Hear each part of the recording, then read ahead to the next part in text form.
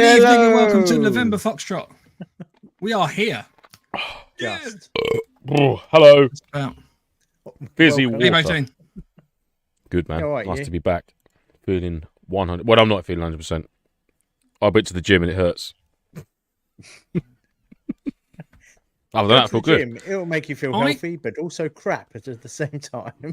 My bum cheeks are like iron right now because I did like lots of lunges. I'd like You to could make crack a nut request on them that bad boys. Lance, at some point, have your beard in the same formation as your hair. So I feel like your facial hair and the hair on your head is sort of in a spike all the way through. Then, yeah, Oh, that's a good shout. I could put some beads on it. Not a good look. It's a look. Certainly a look. So it's definitely an option, which I have many. Hello, Phil. Hello, Mark. Hello, Paul. M. Pegasus. Harry.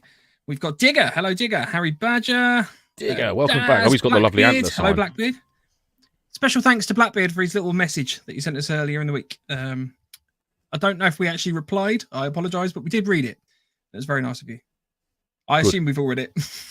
Oh, I've not read it. Andy's No. looking very blank. No, I haven't. Oh, read okay. it. I read it. It was very nice. I forwarded it to the other two. I assumed you'd seen it. We'll read it. Thank you, Blackbeard, in advance. Yes. Daniel Guest, Terry G, Landnav Challenge, Pony Tony, Les Plain. Everyone's here. Hi, Will.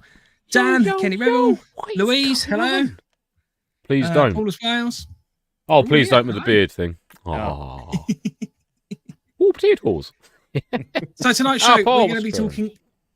Tonight, we're going to be talking about part 2 of our kit list that we talked about 2 episodes ago. We're going to be finishing that off in terms of preparation for Airsoft MilSim Events in 2024. But before we do, we're also going to be talking about Operation Phoenix, giving you a little rundown of any Q&A on that as well.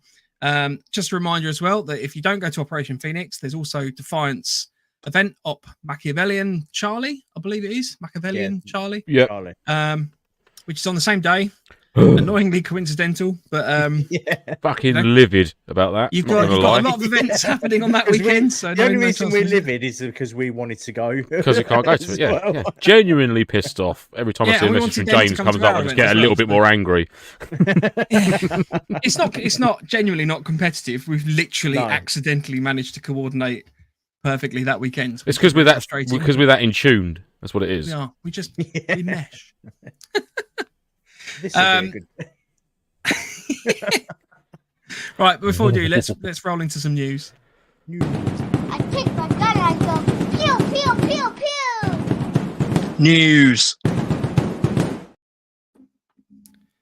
So, the main news the first thing that we kind of wanted to talk about this week is obviously the devastating news of Ollie Talks Airsoft.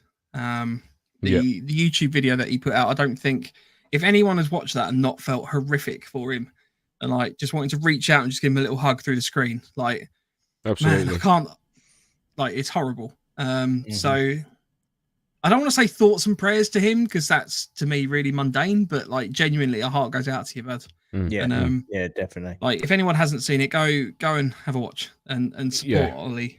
As much as we can. You know, I genuinely think about him every day. I don't know the guy personally, but I there is always a point of every day that a little thought goes into my mind. Just think, fuck, basically.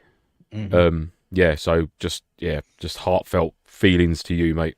You know, and yeah, I don't know what else to say. It's just tragic and awful. So I don't want to just seem like insensitive and that we're kind of jumping off of that news segment. It's horrific, but you know, I don't want to dwell on it. So we will now move on to another piece of news. But if anyone wants to go and support Ollie in any way, I know that he's got a number of events coming up that he wants to get out to, and you know, send him a little bit of love on the channel and stuff like that. Absolutely. Absolutely. In other news, we had some other news. James Minns. Oh, yes. Absolutely, yes. I did a little bit of... I did have a little segue sort of jingle lined up, but I've not done it yet. It was like, here's things I've noticed in the airsoft community of the week. And there was going to be a big bong, but I haven't done it because I haven't got a bong. Have you not got a bong? No. I've That'll got do. that. That'll do. Can you do it again as I strike? Yeah. Yeah. Sorry, it's not the Close enough. That is not. Yeah.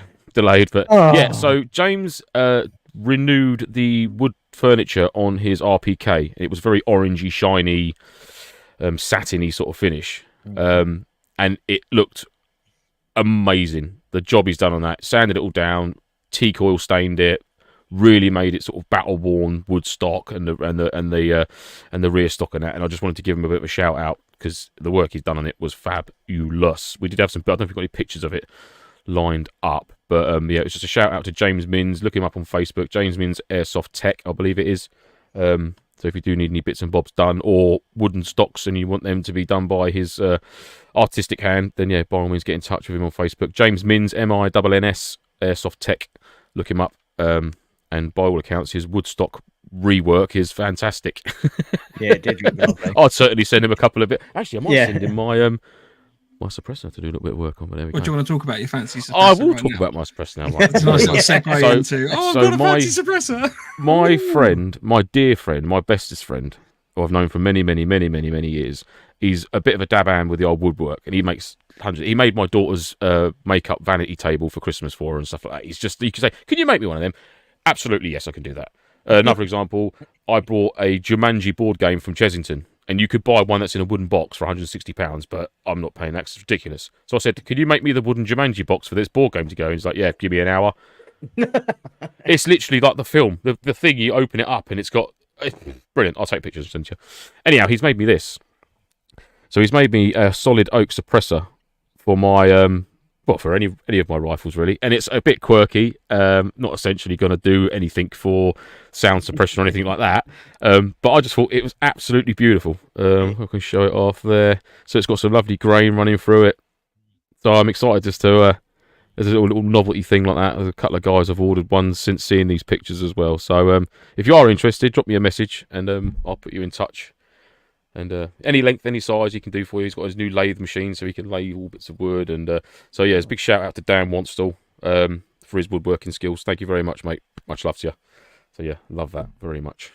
Do you know what look quite cool? It's a solid like heat shield all the way, like the handguard all the way down. That Cool. would be cool. Well, I was wondering whether you could do whether you could label like an outer barrel. MP5 SD or something like that. Yeah. But I was thinking like an outer barrel, but within the handguard. So you can, when you look through like the Picatinny rail of a handguard, you can see like the light beech or light oak. Completely non-realistic because you wouldn't have. I've got a wooden gun. Yeah, I want to make it completely wood, upper, lower. But yeah, so that's very, very cool. I was tempted to actually get a see if I could find some pistol grips for my high capper 45 that sort of match that grain if I can, possibly. So it'd be quite nice to have that as a suppressor on the pistol with the matching hand grip. Yeah, so that'd be quite cool. Something to look into. Get him to make one. I don't know if. I don't know. He might be able to. Yeah, we could see. We'll see. Probably got the same wood still knocking around. Well, yeah, solid oak. He's got loads of that. So yeah. Oh, it's beautiful. Beautiful thing. Sniffing. Is it is it finished in terms of like polish or anything like that? Is it just no? natural? It's completely sanded. It's got a very light oil on it. So all it's been is just basically been oiled and then blowtorch just to bring out the grain. So you can see the black end of the grain there. So you run a blowtorch over it and it just makes that grain pop a little bit more. There you nice. go. Yeah, it's very, very cool. Very cool. Very much liking. I've had a couple of purchases this week. I want to talk about if there's no other news, Andy. No news. No. These are some things I actually ordered over Christmas. So this is a DM gear. I bought two things from DM Gear. So this is the quick lock or quick detach buckle system. It's very similar to a lot of the other buckle systems that you kind of see that get added to like Warrior Assault, like carriers or any of them really, but I've got Warrior Assault. The one thing I liked on this, and I think this is becoming a common thing, is it's magnetic. So it magnets shut and then you just a little click just to kind of seal it up, but it finds its natural place where it needs to sit, and then you can kind of just shut it up. Not overly expensive. I think we're looking at somewhere in the region of 30 quid. They come in a range of colours, so you can get black, brown, Kuwaiti brown, Ranger green, multicam. I did see on eBay a few in black multicam and stuff as well. So I think DM Gear do a range of stuff. But if you're interested, DM Gear seems to be quite well made, quality wise. I like the magnet. Magnet's a nice little touch. Yeah, the magnets are nice. Whilst I was purchasing it, because I've been obviously looking to build a minesweeper like EOD vest. They also do a collar, which I bought as well. This was probably more of a silly purchase, and without the rest of the plate carrier that it attaches to, it does just look like I've broken my neck and want to be super multicam. Can you wear that as a hat? Yes, technically. Brilliant. That's better. Keep it like that. Yeah. I mean, it looks like looks like a VR headset, doesn't it? So DM Gear. I wouldn't necessarily say it's the highest quality product, in all honesty. Is that similar to like? Is it? I can never say it right. Is it immersion or Emerson gear? I always call it Emerson. Immersion.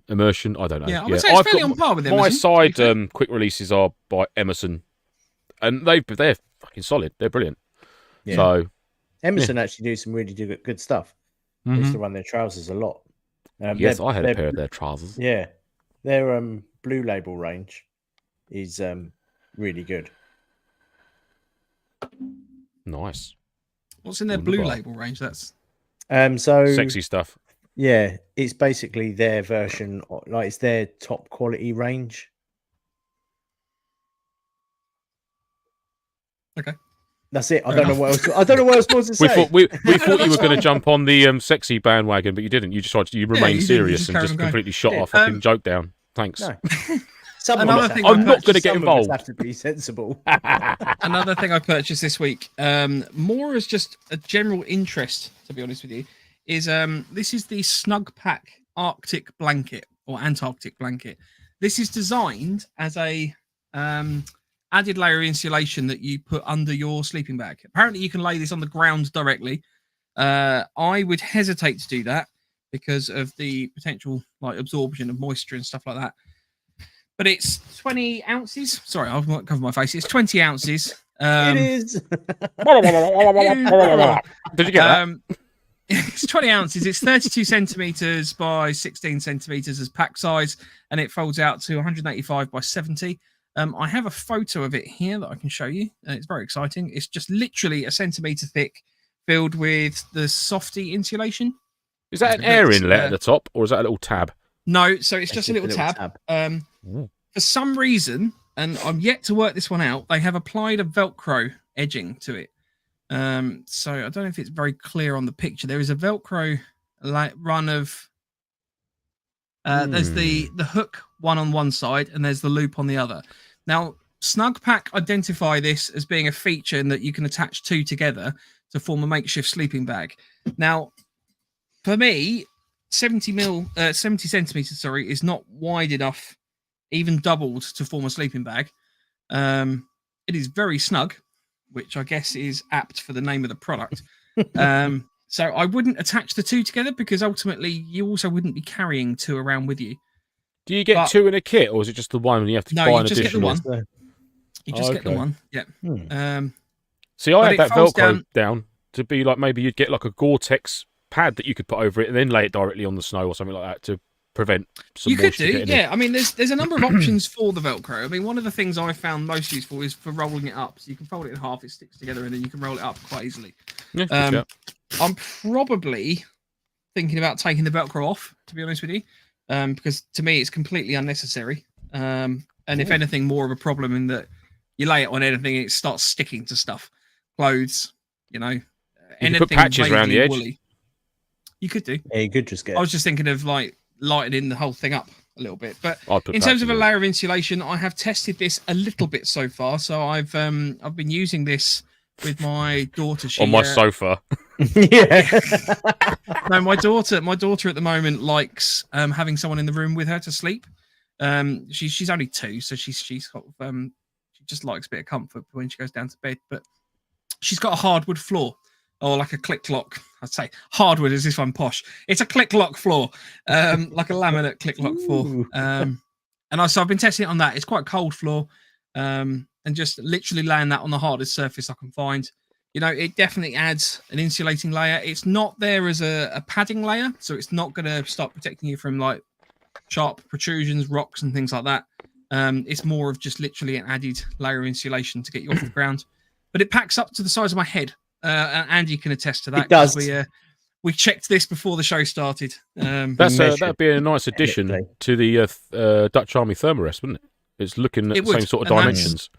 That's what I'm thinking. So with the Dutch Army, whilst that obviously provides a slight increase above the ground, you could either put the Antarctic mat above that, so effectively provide that extra layer of insulation between you and the mat, or you could put it underneath the pad if you wanted to, which would also help protect the pad from anything sort of sharp underneath. So that was the reason I bought it. I definitely didn't pay £65 for it. I think I found it for 50 somewhere, but it was just an interesting product that I thought would be worth testing. So I will be having a go with this sort of throughout 2024. I wonder if the Velcro's. I wonder if the Velcro, if they have Velcro inside the Snug Pack bivy bag. Well, this is so the thing. It's kind of I mean that'd be quite good. So it stops it moving about. Said that. That would be fine. But the marketing, specifically, if you look at all the marketing around this product, it talks about the fact you can stick two of these things together. And I don't know why anyone would want to do that. I'd be inclined to add a strip of Velcro to the inside of a bivvy bag for that very reason, to stop it sliding out. That'd be cool. Yeah. I mean, like this is the Snug Pack website, and they've obviously got their self-inflating mats. None of these come with Velcro, so it doesn't attach to any of that. Maybe there's something yet to be released. And they're keeping us possibly. guessing. You're going to pick all the Velcro off, and this fucking amazing thing's going to come out, and you're going to be shit. Mine didn't come with Velcro on it. Yeah. Can I get? Sorry, this hasn't got any Velcro around the edge. It clearly states it does come with it. I mean, it's a slightly different material to sleeping bag fabric. I haven't tested any waterproofing facet to it, but I don't think it's waterproof. It probably has a slight increase in water resistivity, but we're not talking waterproof there at all. They reckon you can double it up as a poncho, extra insulation. The Snug Pack waterproof stuff's a weird material. Wax it. It's not Gore-Tex. You could wax it. It's something else. But it is. It's well, I'll give it a go. I will waterproof. throw some water on it. But yeah, that was a little purchase that I bought just to test it. More than anything, it looked interesting. I thought I'd give it a go. I missed a bit of news segment. And I wanted to mention it because he's a wicked lad, and we've had him on the show before. Hades Airsoft has got a new video out. It's dropped this evening. Game-changing gear for Airsoft and MilSim loadouts, review, real steel kit, etc., etc. I've watched it. Very, very good. Really informative, as you'd expect from Hades Airsoft. So go and check it out. Is Airsoft channel? Yeah, it is on YouTube. Hades Airsoft, and it's like real steel kit review. It's the like essential kit for Airsoft and MilSim. So yeah, very good video. It is a good video. Yeah, definitely. I likes it a lot. I think that was all my news. It's on my list. Yeah. Any purchases either? Yeah, so I bought really boring stuff this week. And a few people have asked about this. Is how guitar prongs. Guitar prongs. I've got them to hold guitars up. I got them for holding my guns up. These ones, you get a pack of 4 off Amazon for £10. And each one is rated to £10. Which is more than enough for an airsoft rifle, I think. Mm-hmm. Probably won't take the PKM because that thing's just might not hold my MWS up once I finish putting all my shit on it. It needs to be heavy. I'm going to take all that off. But yeah, got these off Amazon. So they'll be going up because the AK's coming back finally after having some lovely parts made for it. So that'll be going there, and then that will be going there underneath. Wonderful. And then for my fellow MWS players, these Cura Heat. Oh, is these them that you were talking about? These are absolutely brilliant. So they got a 12-hour run span. And they all come in nice silver packaging. But one side's got a sticky sort of tab to it that you pull off. But the size of them is that, which Mhm. fits perfectly underneath the Velcro of my plate carrier pouches. They're flexy to start off with. When you open them up, there's a bit in there that you have to break, and then they sort of go hard. There's no gel, so you haven't got the risk of anything popping, which is something that I liked. Yes. The last thing you want is heating gel getting all over your kit. Are these to keep magazines warm by chance? Yeah, and these are to keep my Ooh. magazines warm during the colder days. So 12 Yes. hours, even if you're doing a 24-hour sim, like your pouch is going to stay warm. You could take 4 of those, and look, like that's 2 that takes up no room whatsoever. Very much likings. Nice. And it's I like $9.90. the adhesive bit on the back of it. That's quite cool. That's what I really like. So it doesn't slide down or anything. Mm. So there's a pack of 2. So that's 14 patches in total on Amazon for $9.99 at the moment. That is good. So for all my MWS users in there, while it's still cold, re-delivery if you're on Prime. But it was the 12 hours. Most of them do 6 to 8, but these ones do 12 hours, which I was. And I mean, in some cases, you might not have to open them, crack them out until later in the day. You know, some of it's, it's a bit warmer during the day, and it's all right to use the MWS or the gas or a GBBR. It's usually the evening when it drops off a lot, or early hours in the morning and stuff. So yeah, that's cool, mate. I like that. And they don't get stupid hot. They stay like, I don't know, if you put your radiator on about half, so you can put. I don't know. I don't know how to. That's a really weird gauge way of measuring temperature. Yeah. Half a radiator hot. Oh, I'm just thinking half of hotness of a radiator. Yeah. That's on it's half. More like it's less than bath temperature. It's tepid water. We'll do some science testing on that one. Let's do it. Yeah. What we need to find out is what is the optimal operational temperature that an MWS magazine needs to be at to operate. And how does that relate to correctly. how hot our radiators are? Yeah. Lumas 1708, welcome, sir. Or lady. Hello. Or they. Right, you can't use them if you're under 12, so behave. So all you under 12 MWS users? The thing that amused me, as soon as you mentioned the adhesive pad, was the concept that if you're running thermal, you could slap it on people without them knowing, and they're like running around at night and they got a big glowing heat pad on them. That would be quite entertaining. Steve Whitehead says it's like a car heater on full with the window down. Exactly. Yep. That is fabulous. I love that. Yeah. It doesn't actually give you any, like, it doesn't tell you what temperature it goes up to. Oh, I bought because then you can't hold them accountable to whatever temperature it is. I bought I bought NoFo official microphone covers and Mantail protectors as well. Just call it a top knot. That's all it's not a top knot. There's no knot. It can't be one. You literally look like you've got it in a knot right now. Yeah. There's no knot there. Look, it's not. It's just a hairband. Lunatics. We've had a few comments come in. Harry mentioned that he's obviously got his website. I think we talked about this in one of the previous episodes. So Harry, if you could just remind me what the link is. Harry's set up a website to help new players identify all the MilSims, not even new players, all players, identify what MilSims are coming up. It's a crowdsourced, that sounds cool, doesn't it? Crowdsourced based platform with the concept that everyone can kind of feed into that and effectively create and help develop and maintain this. He'll get some platform, get some more interest in it than we did on ours. Yeah. Yes. Fucking tragic failure. Yeah, we wish you luck. So yeah, Harry, let us know what the link is, and we'll just mention that because I apologise I couldn't find it quick enough. Pegasus says the new Agilite belt is using magnets as well to align the inner and the outer. The new Agilite belt. I think I might have to buy one of them. Ooh, bastards. That it looks so nice. Yeah. More money to spend. I do like the whole concept of the magnets like aligning stuff, because the number of times where you're like running around, you're like, oh, just get like sort yourself out. Like, when maybe we should have more magnets on there. Come on. For Christ's sake, come on. Terry says, what happens once the magazine is out of the pouch and exposed to the cold temperature? Well, it stays in the pouch, doesn't it? You hold the gun sideways. You just leave it in there. Didn't you? Well, I'm hoping, Terry, that the heat would have transferred onto the metal, and as we all know, metal takes a long time to lose its heat. So hopefully, it should hold its temperature by the time I shoot 38 or whatever. How many rounds are in it. Alternatively, Stick it to the mag. stick it to your hand and then hold the mag. Or that. just full auto it and go, oh no, out of BBs, I'll put that one back. I think leaving it in the vest and just running like a Green Army man.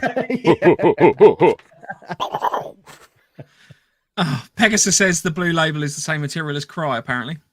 Hmm. So it's I interesting. would actually like to try for a laugh next time we do a training day, a round where your mag has to stay in the middle pouch on your chest, on your plate carrier with your rifle in it, and you can only contact people by turning to the side. You've got to run. I like how I think of serious things to do. How am I meant to do that with the LMG?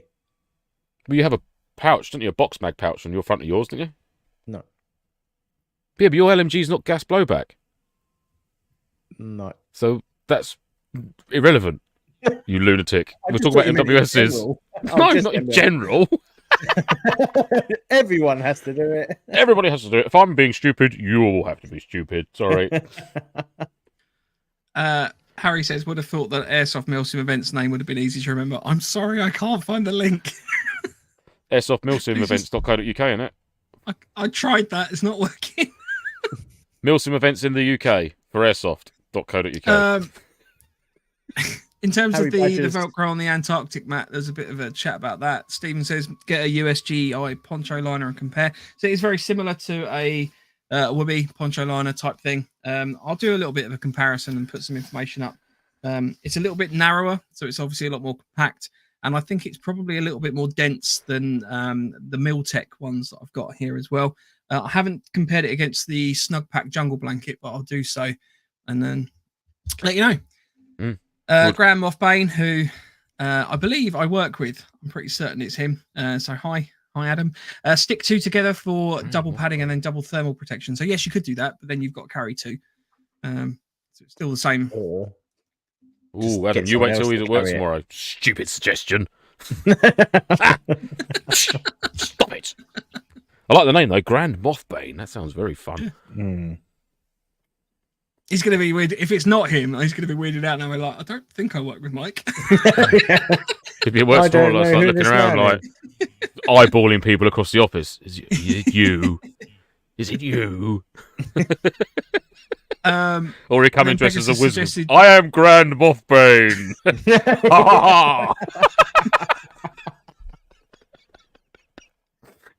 Don't make me laugh, it hurts. Pegasus also suggested you could Velcro a pillow to it. Oh, yeah. Because there was some science done this week, was there not? I did science. Oh, yes. Bear in mind, this is only the Mark 1. I was looking for a spare Petzl head torch band, but I couldn't find one. Obviously green again, so you're not going to see it on the screen. However, I'm going to have to remove my headset. Don't laugh. This is serious. Right, so imagine getting your head down for a bit. Hang on.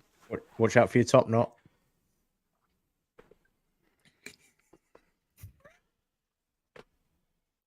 So for the people listening to this, Lance has put a Velcro strapped a pillow to his head. So imagine to a pillow, head down, and he's now just sitting there with a pillow strapped to his head. You have to sit up, contact. Oh, go on, go back to bed. Contact again. Go back. Yeah. See? No pillow falling off bed. One would suggest if you're needing to sleep between that regular contacts that yeah, but it removes that issue that has been plaguing soldiers for fucking centuries about losing pillows at night. The army near you, the new Tacta pillow. What I'm trying to do is if any people from the army recruitment office were to watch things like this to see if we do need to form a huge civilian army, they would think twice about asking us. I mean, they've obviously... and second thoughts, I think we'll just struggle on with what we got. They've obviously been talking this week, haven't they, about like the UK forces being woefully unprepared for... Well, I am fully prepared. A Russian invasion. And there's us three idiots with pillows strapped to our head. Don't worry, guys, we've got this. Don't worry, lads. comfort anywhere. Yeah. But like I said, this is the Mark 1, so Mark 2 will be in production soon. So, but are you gonna put like a chin strap so it like proper holds it in place? Oh no, because I need to be able to remove it quickly. You know, if I was to get in the vehicle full retention band over the top as well.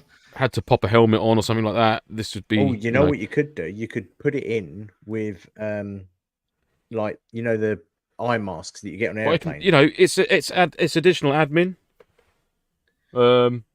Rage has just said top knot pillow strapped to his head is Lance having a breakdown. There you go, suppressor and pen at the ready. Don't forget, he's only just turned 40. Yeah, quick deployment. It all goes downhill, mate.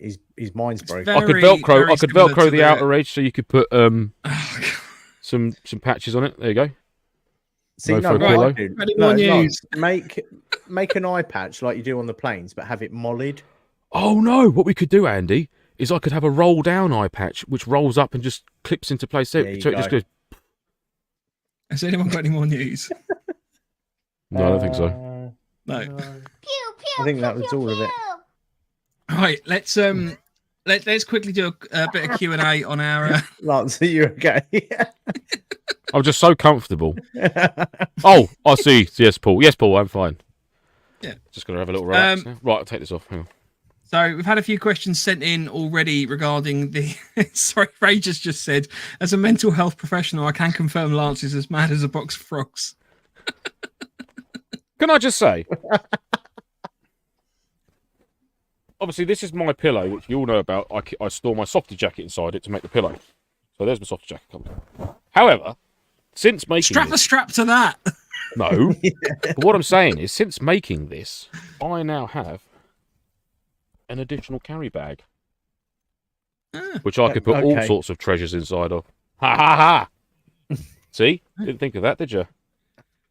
We've obviously got. It's way above you lot. We've obviously got Operation Phoenix is coming up on end of March, 22nd to the 24th of March. It is an event that we are working in conjunction with Empire Airsoft on under the remit of Empire Events. It is an event that we've written. It's very exciting.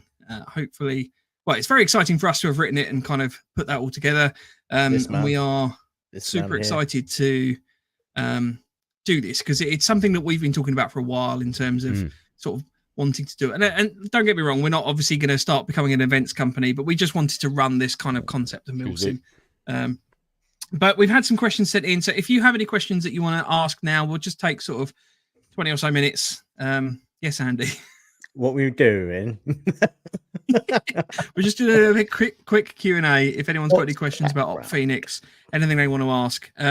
What I will just preface it with is everyone that has booked on to date, we are selling tickets quite quickly, which is good. So if you are interested, then I would suggest getting a ticket as quick as you can, because they are going and there are limited numbers. There is a line on the website about we're obviously setting up WhatsApp groups and getting some information over to you after you've booked.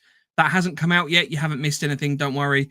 It will be coming out. We just don't want to litter your WhatsApp stuff with multiple chats. And, we want the information to come out and be an appropriate time. So it's all written. It's all ready to go. Don't get me wrong. It's not like we haven't written it or anything like that. We're just, it hasn't come out yet. So it will just waiting for more people. So we're not having to add random people throughout the weeks. Yeah. Yes. So if you know anyone, say anyone at all, hurry up. I want my information. Book on. There you go. I've actually been given a little list of a few questions already. So one of the questions was, can we have our own camp or will we be in a hub? So it depends on what faction you're in. Blue 4 is going to be effectively creating LUPs and sort of sneaky reconnaissance type role initially, and then who knows what it's going to be. Very dynamic depending on how the event goes. The idea of the event is that fundamentally there is a disease. I've based it on rabies basically, because genuinely tried to keep it as far away from COVID as possible. But there has been a disease that's broken out in the UK. It's not COVID. There's this disease that's broken out in the UK. 10% of the population are naturally immune to the first strain. Of that has been that the central government has basically decamped from the whole of the UK and basically centralised themselves within the perimeter of the M25. They built some big defensive walls to sort of stop transmission and quarantine themselves in. They've now established a kind of extension down into Kent. I think it took it down through Tunbridge Wells. And then the idea is that they want to reunify the rest of the UK. So all these people that they've just abandoned as survivors that are potentially out there, they know there's some survivor groups out there. They want to reunify everyone all together and get the UK back to its former glory. So that's the kind of concept of the event. Blue 4 are effectively operating as the first wave of reconnaissance leaving the wall from London to go and find out more about what's going on out there for larger forces at a later date. There is an Op4 element. There's no pretense about that. We're selling Op4 tickets. So there is an Op4 element to the game. We are trying to keep it quite separated so that we don't get all the information, because the whole premise of this event is that Blue 4 are ultimately trying to find some information and sort of scope it out and run that kind of reconnaissance. Trying to keep two factions as separate as possible, aren't we? Yeah. Yeah. Then the Op4 are doing the Op4-y bits. We've got a Civ Pop element as well, which will be out on the ground. So there's a few kind of aspects to the game which are going to be going on. But in terms of camping, Op4 will effectively be camping in game. Blue 4 will also be camping in game, and the Civ Pop will be camping in game. If you're in a hub, like a centralized location or anything like that, can't tell you. That'll be down to how you want to play the game, effectively. There was another question, can we build a fire? So yes, we are on a site that does allow fires. We obviously ask for people to be careful in terms of their fire safety and stuff like that. Define, if you're just going to sit there and try and like stream kill our event with questions about let me double check with the fire thing as well. Oh, okay. Like random fires everywhere. That might not be the case, but there may be a place for a fire. Ah, gotcha. Fire. Let me check that. Right, sorry, I don't mean to have given the wrong impression. It's probably fine. It's probably fine, yeah. but sensible We need is to be the careful, order of the day. Yeah. There'll be toilets on site. We're obviously not just going to suggest everyone starts shitting in trees and all of that gubbins. So Crap straps. Yeah. Drinking water wise, there'll be drinking water available on site as well. We've got some slightly different medic rules to other events. We've tried to kind of follow a MilSim West style approach with medicing, so there will be water involved with that. Define. Yes. There you go. So yes, you will need to drink water. Yes, you do need to drink water. Yeah, and that's like a life answer as well, man. Just not just for airsoft. Water is not just for airsoft; it's for life. Yeah. Can I have the closing words and just say that again? You can have closing words. That's fine. There is a gas mask element to the game as well. We're trying to basically the concept of this virus. There was an not an antivirus, antidote. Yeah, something like that. It's basically this chemical that was created to sort of try and reduce the risk of infection and everything like that, and it turned out that it actually accelerated it, so it became weaponized. So yellow smoke's going to be used. Yellow smoke's going to be used to replicate that. So we're going to be having an NBC element to the game as well. There is a script and stuff like that, kind of loosely given. So we've got a storyline that will be briefed out in your briefing packs and stuff when that goes out, as well as briefings on the day to make that all clear. Civ Pop will have a slight DS role to the game, so directing staff for anyone that doesn't know, just because we have certain things that we would like them to try and do. So the Civ Pop players that we've got lined up to come and assist with that. So that's pretty much it in terms of the questions I had asked in advance. There's some other stuff that I can't talk about from these questions, which I will catch up with people's like, because the person who asked the questions is new to MilSim, so they just kind of wanted to ask a few generic questions. Bits and pieces. We have had some questions in. So Defiant says, where can I refill my HPA? You know, go no There'll be Ghostbusters no allowed. HPA facilities on site. Yeah, thank God. You can go to the toilet, Defiant. Thank you. Yes, Will be there are portaloos available, or if you do need to dig a hole, make sure it's over a foot deep, because I don't want to be finding it. That's a big Marky Mark says, is a barbecue okay? So there will be obviously facilities to cook food on site. It's not intended as a kind of just bring like bags of charcoal and huge barbecues and stuff like that. You are there for an airsoft event. I mean, that might be the case for an op4, or if you're a survivor type person, then yes, that may well be the case. But for me, blue for negative. Pegasus says, Defiant, all these questions, does that mean you're attending this event over your own? Yeah. James is going to be conducting Machiavellian via FaceTime whilst in the field at another event. How cool would that be? Joint ops. So I've had some questions again from some new players to the MilSim side of things, not Airsoft itself. So this will be their first MilSim event if they attend. What sort of kit and what section do you think would be best for someone just starting out in MilSims? So on that basis, I would suggest op4, to be honest with you. Yeah. The blue 4, whilst it's not preclusive of people that obviously haven't done events like that before, you will get a lot from it, but there will be a very steep learning curve. It's going to be end of March, so it's not going to be the nicest of weather necessarily. We hope it is, but op4 we're essentially still in winter then, so it still could be. We've had snow, we've had heavy snow in March, April times over the years. So don't be shy to that may be in the case. Like Mike said, op4. I don't know what I can say. I suppose op4 is more of not a static position, but with regards to the main setup, I could suppose it's a relatively static location, isn't it? Yeah. So you'll be operated effectively from one area. Yeah. So with regards to like your blue 4 is slightly different. Yeah, the blue 4 teams that are involved are going to be very much thinking about what kit they bring and how it's packed accordingly in the event of moving rather quickly from somewhere to somewhere. Because we can tell them that, blue 4 will be you'll be living out your Bergen. Oh, absolutely, yeah. You'll be living off your back for the duration. You won't be going back to a built-up base camp. No, or anything at all. You will be. There is nothing. There is no such thing.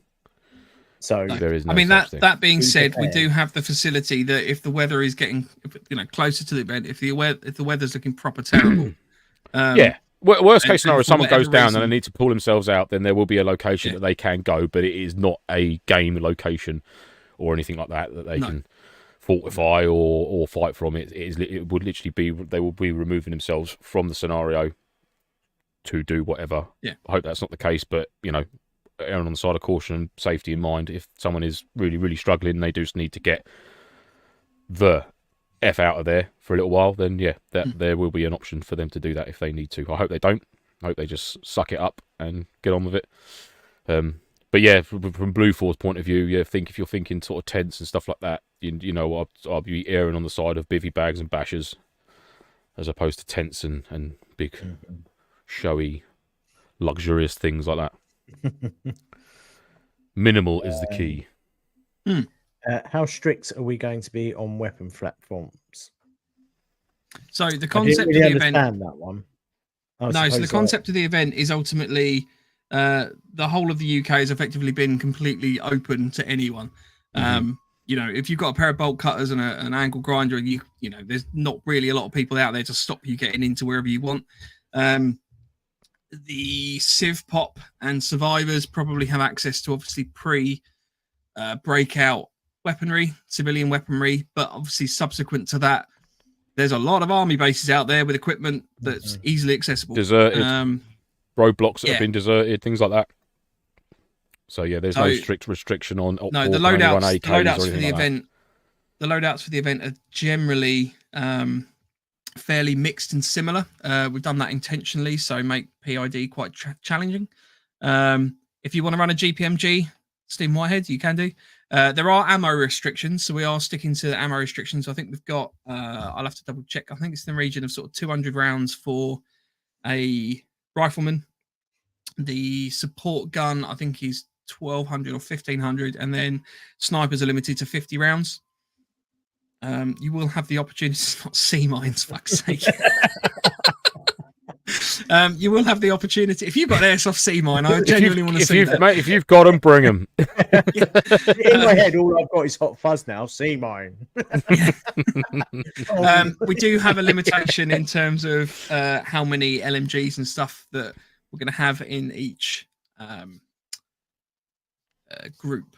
Put it that way. Factions. The factions have a limitation in terms of we don't want one team to just rock up and they've all got LMGs because that's completely ridiculous. Yeah. Especially from a sort of Blue 4 point of view, you will have a basic section set up. You'll have one LMG gunner, you'll have a DMR or a sniper, sharpshooter, X amount of riflemen, something, grenadier, 2IC, 1IC, that sort of, the usual spiel. Civilians when it will comes to be that. allowed weaponry, but they won't have things like LMGs. Unless to they be found fair, one. It's unlikely. Yeah, It's I mean, very so unlikely. Just try and the Civ Pop, be sensible. the Civ Pop being invite only, we've got a little bit more. We'll be talking to them in terms of what to bring. But the Civ Pop, the kind of survivor groups have all got access to anything in the UK. So NVG, thermal, stuff like that. There's places out there you can go and find that sort of stuff. So, yeah. We're going to have loads of time for all these questions, so I will sort of cherry pick a little bit. Fresh Meat says, will the teams be kept separate with parking and start times? Yes. You won't meet each other. Hopefully. So if you book Op 4, you won't see Blue 4, hopefully. And likewise for Blue 4. You won't know who's turned but up. that will be made clear in the briefings and everything like that. So Exactly it's the same length of time for everybody. But there's when you rock up and kind of get going, we've got different things planned for different people. They've got different parking locations and stuff. So you'll all be kept separate. Defiant, will trousers and sleeping bags be provided? No. Sadly not. You must download our kit list and make sure you tick it off as you pack your equipment. Yes. And you will not forget trousers or sleeping bags.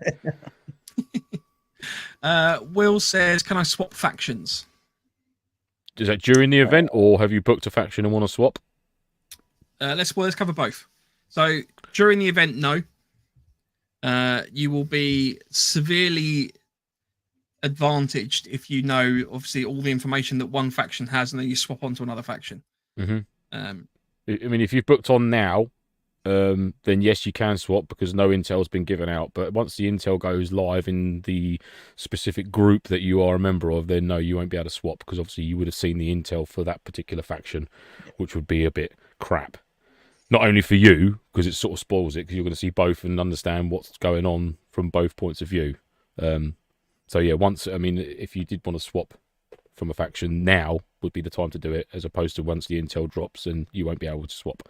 Unfortunately. Yep. Yes. Is there DMR restrictions on the type of platform it can be? No. Not really. No.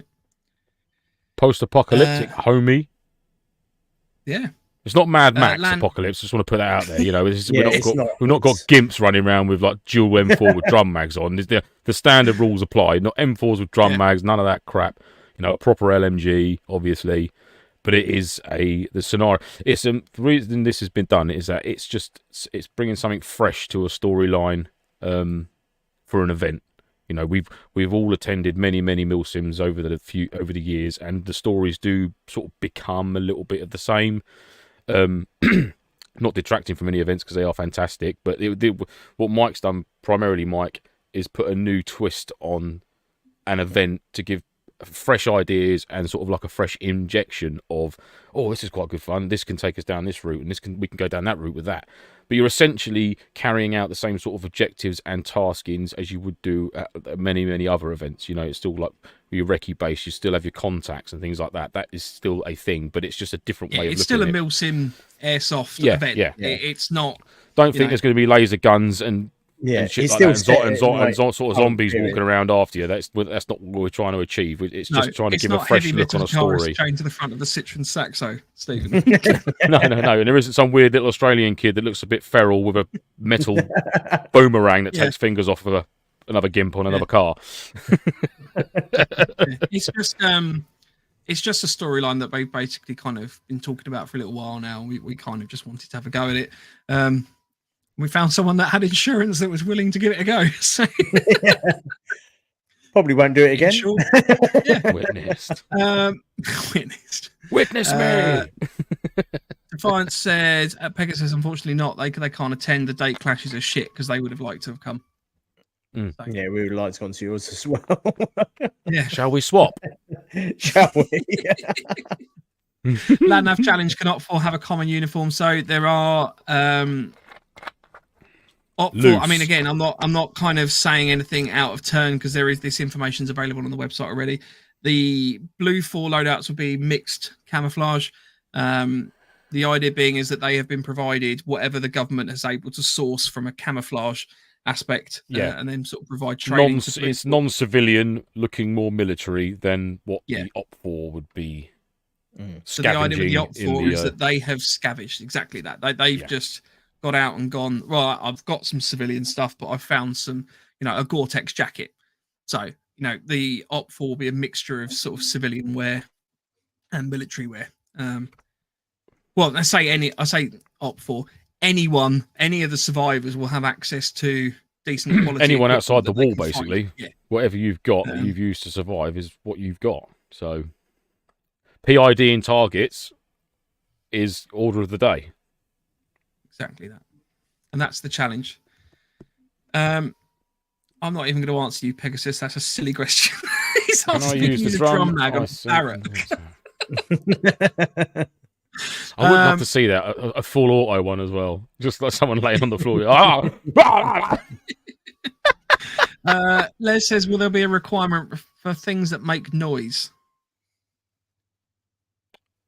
As in pyro, mate. There may be an element of the noise-reduced pyrotechnics, which we need to discuss with Mr. Empire Events. Yes. Yeah, but not your own stuff. No, it might have to be. If it is stuff that you can get, we'll let you know. At the moment, the rules for the event are no pyro bar smokes. Yeah. I'm just going to use the rule set that we've agreed at the moment, and that might change. You shouldn't really need it. Banks. But if ones are required, then there'll be the low decibel night-timey type ones that the Defiant boys have peddled so very, very well, which we like very much. And again, much love to Defiant. We genuinely have gutted that the events on the same day. But Danny says, "Can I bring my musket? If you want to bring a musket, that's fine. As long as it fires an airsoft BB, mate, you crack on." Yeah. Fresh Meat says real world riffs. So yes, that's the restriction. We don't, nicest possible way, don't really want people rocking up dressed as stormtroopers from Star Wars because it's not that sort of event. No. It get that there might be some nut job out there in the future in some post-apocalyptic scenario that decides he wants to launch his own empire and he's going to run around dressed as he could well have been naked and ran past a shop and saw that and thought, well, that's all I've got. Sorry. Yeah, and that's fine, but that's not for this event. No. No. There are no Star Wars shops. Rift-wise, real world, please. And Danny says, what about flares? No need. Yeah. No need, mate. No need for the flares. Trousers, absolutely. Flare trousers. I'd love to see Danny. Yeah. Absolutely. Yeah, old school, like it. But actual. So, we'll call that a day on the Q&A. What we'll do is we'll come back to this again in future. Obviously, the event's at the end of March, so there's plenty more time for questions. So if you've got questions lined up, please get in touch with us. Chatting about that, and we can we'll answer any of your other questions privately. If not, have a look on the Empire website. Yeah. Go onto their booking page, and there'll be some like basic uniform weapon and the ammo counts and things like that. So have a look on there. And Is if the you've got story any up there for it? questions about It is. yeah, It is. It's all out. Go the up and have a full read of the story, just to Yeah. get you in the zone. It's a good read. It's a good It is a read. good read. Yes, it's very exciting I because really me and enjoyed Mike, prior to Digested. Andy joining us, our lovely little trio that we've got now, me and Mike have always had this fantasy for many years. So hopefully this will. There's a prequel. We've planned the prequel to this event. And Yeah. we really want to do the prequel, but we decided we'll do this one first. Yeah. You know So- about it, Andy. You just can't remember. Yeah. I'll tell you afterwards. Oh yeah, I know. Yeah, I remember. Right, I it's thought, like- you were talking about. I thought you were talking about the other fantasy we were talking about. Oh, not that. No, that will never be made into an event. That's just for us three. Yeah, that might be. I might be only fan, but Where's my pillow? That's why I made my pillow. Right, we're gonna finish off our I'll bring it prepping up. for MilSim events because I'm conscious of the time. Have both of you got the On my packing list I in have front it of on you? my second screen, which I didn't mention. Oh, very nice. I bought my second Ooh, screen. Ooh. that's good fun. Let me do that. I'm conscious we've got quite a lot of boxes to cover in quite quick processions. So what we'll do is we'll run through How far did we get? the section. Andy, do you want to run We through got quite far. We personal was well accessories? past sleeping and stuff. Yeah, what did we get to? We got to personal accessories, didn't we? Oh, we're on personal accessories. Yeah, we did sleeping systems. Sorry. So if you run Yeah, through we the were personal on- accessories, and then what we'll do is after each section, we'll just add on if there's anything else that the three of us would add to that list, if you know, for our Yep. own personal stuff. Because obviously this is a typical kit list. You're more than welcome to add stuff to it. Mm-hmm. I just take a Sharpie, and you might be able to see there. I We've just left Sharpie stuff in. spaces. So that's the plan. So yeah, go through personal accessories. Andy. So personal accessories. The first one is power bank, charger plus leads. I take 2 power banks and the appropriate leads. Do you guys find that they in the winter they do die awfully quickly though? Yeah, you have to put them in your sleeping bag when you Yeah. sleep with them. Yeah. Keep them in your sleeping bag. And on the resting on the gooch is the best. I would say though that I have debated getting a lipo bag for it when I put it in the sleeping bag, and the reason for that is that if it does go up and I'm stuck in a sleeping bag or a hooped bivvy or something like that, it worries me that there's a lithium-ion battery that's you're not getting out of that quick enough. No. Just take it. Just take it like a yeah. champ and move on. Just die. Here at NoFo, we are Whatever. 100% It's- conscience. This is MilSim, mate. Come on.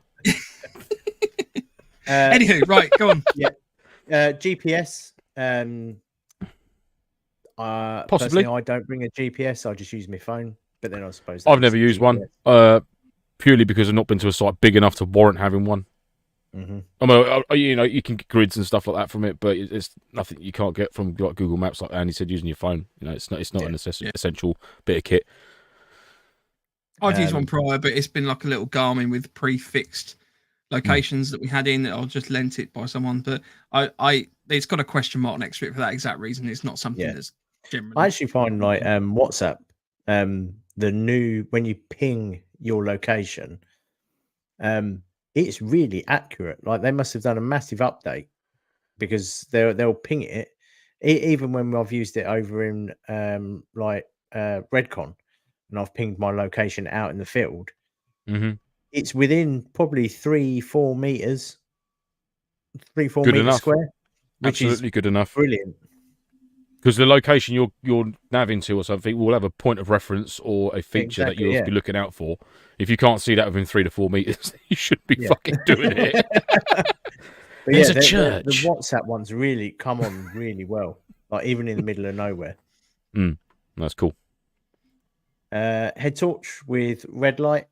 Yep. I also have one with a blue light now as well. I don't know why I bought one with a blue light. I just thought it'd be interesting.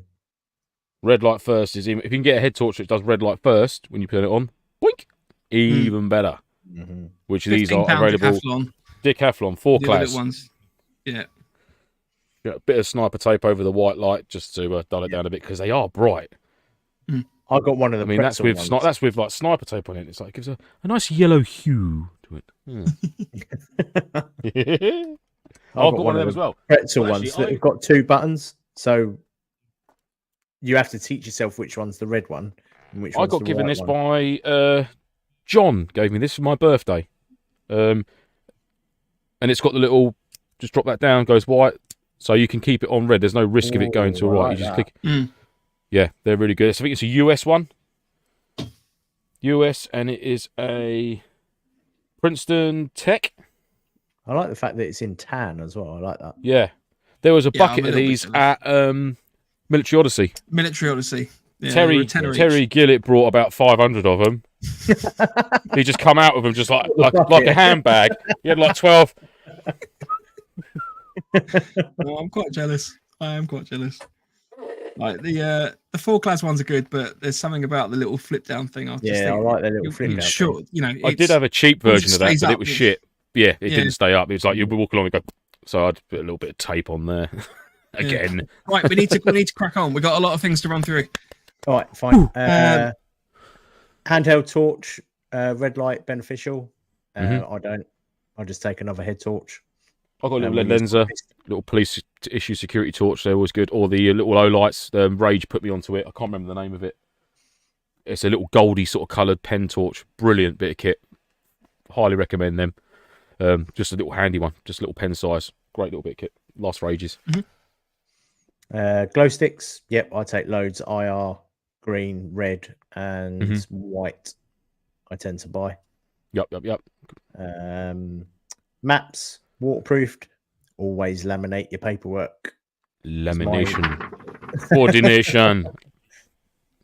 Compass. I don't. I use my phone. I don't know if that's cheating or not, but Latnap challenge has just died in sight. yeah. He hasn't typed that. I just Look know at me, that he's Latnap. You'll be so proud of me. Look, there's my there's my and there's look. All good to go. Look, what's on there? Yeah. I mean, I find that that's probably more prevalent for woodland events and sites like that. Like urban events, usually you've kind of got a bit of a steer as in terms of the building orientation, like where you are and things.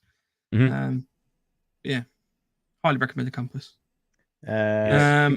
Communication. So obviously your radio, whichever you use, PTT, fist mic. We all run something slightly different. I personally don't think there's anything wrong with good old Baofeng with the extended whatever battery. works for you. And a spare, extended and perhaps a spare battery for your radio setup. Is always beneficial. If you're doing a potentially a 36-hour event, there's nothing worse. And in winter as well. With that stupid voice, low battery. I've got to admit though, those extended batteries, the new ones that they've brought out, they last forever. I used it a couple of weeks ago. Is that for the 5R or the 9R? The 5R plus. Yeah, I had an extended one for my 5R. I can't find it anyway. I think I lent it to someone, never got it back. Bastards. Yeah, but they don't do it for the 9R yet, I don't think. No, they don't, because they haven't got enough wattage, have they? Bastards. Never mind. I'm going to put these two together. So marker pen, notepad, pen and pencil. Yep. Always handy. I always find that a good red Sharpie in your top pocket of your sleeve is always a good place to keep it. And spare batteries as required. Absolutely. 100% yes. I think anything that runs on batteries takes spares. That's what that boils down to. Yeah. And obviously make sure that obviously some weapon sites, they last for years. Your little penny batteries and stuff like that for them. But do ensure that your head torch, if it's not a rechargeable one, that it is fresh batteries in there before the event. Yeah. If they are rechargeable, make sure it's fully charged before the event, and you do have the means to charge it up, trickle charge it if you can. Just sensible things that you can do the night before. It's just to sort of eliminate that risk of, oh shit, I didn't put any batteries in that. Do all battery stuff the night before. Do like I do, bomb your mags up all the night before, batteries all the night before, get it all done. It's packed and it's like I've got no worries there. Not going to forget that. So all good. I'll do welfare kit. So welfare kit, we've got cam cream, anti-back wipes, emergency poncho, a Mylar blanket, Germaline, chemical heat pads, such as your hot hands or your Cura Heat or whatever. Cura Heats. Sponsored by... We're not, but if they want to sponsor someone, Yeah. Toe warmers, There you go, hot hand. Oh, I like. hot hands, foot warmers, and you can get normal hand warmers anywhere, but toe warmers for the winter games, guys. Honestly, they are I will have a hand godsend. torch now. I will have a hand There you torch go. now. Yeah. Yeah. My birthday Pegasus present. just shouted at you to remind you he bought it for you. Oh no, sorry, Tony. It was Tony, sitting wasn't next to me, and I lifted up my heat pads, and there's 2 green. Your he pads. Welfare kit wise, obviously that's going to be fairly self-dependent in terms of what you need. The list on there is kind of a start of a 10. There's extra things that I personally add, so I always use the zinc oxide tape as well for blisters and stuff like that. I find that that's really helpful. I always wrap that on my feet if I'm going to be running around for a fair bit. I just take blister plasters. Blister plasters as well, yeah. So yeah, that's welfare basically. That's welfare. Cooking. You know what about cooking, Lance? Yeah, no worries. So yeah, stove system of your choice, whether that be solid fuel, multi-fuel, gas, whatever it could be, liquid, if it's a methylated spirits burner or something like that. Stove. That will be flexi stove. You know, your choice on that. You know, there's no. You could be like I say. There's so many variants out there. Jet boils, hexi burners, blah blah blah. You know, you choose. If it warms your food up, then fucking happy days. Really, I won't beat around. I mean, personally, for me, I like a solid stove burner, like solid fuels. A mess tin or some sort of receptacle to cook your meal in or heat your water. Again, obviously, if your choice, whatever you choose to go for. Couple of water bottles. Yep, I run 2 bottles in my webbing. I mean, depending on the event, I could take up to 5 water bottles with me, 2 in my belt kit, 3 in my Bergen, with the means to replenish back at a fob or a fixed location somewhere, or a stream that might have some water left by it for you to replenish your bottles at. But yeah, water bottles, absolute no-brainer. A drinking cup, again, I use my Crusader cup for both, and just put a little bit of sniper tape around the top of the metal rim so you don't remove your fucking lip when you're drinking a hot drink from it, because I have made that mistake and it hurts like a motherfucker. So yeah, sniper tape is the order of the day around the rim of a Crusader cup, because it will fucking really hurt. Yeah, racing spoon, long handle spoon. I did have one about somewhere, don't know where it's gone, but yeah, they are game changer. You don't want bean knuckles. Everyone hates bean knuckles, and someone did try and be smart and say, well, you can just cut the packet smaller. It's like, no, you can't. Everyone just rips the top of the packet. No one gets scissors out and fucking makes it smaller. Nobody does that. I've never seen anybody do that. Huh? I've started cutting mine the other way, so you know where the tear point is. So it goes down. Where it goes down, you put the tear point. I'll just bought a new normal spoon, and now I get my knife and I'll just cut the top. It's weird. That's the sort of thing serial killers would do.